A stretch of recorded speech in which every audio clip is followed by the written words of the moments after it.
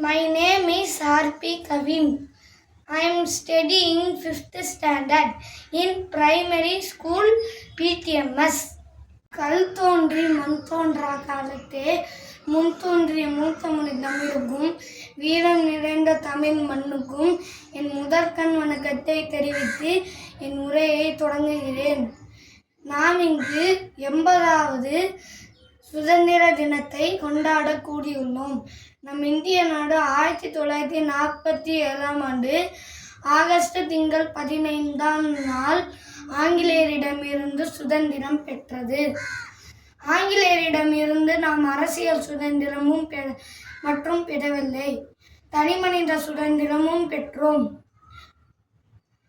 எத்தனையோ பெயர் தெரியாத சுதந்திர போராட்ட வீரர்களின் தியாகங்களின் விளைவுதான் நாம் இன்று அனுபவிக்கும் சுதந்திரமும் ஜனநாயகமும்.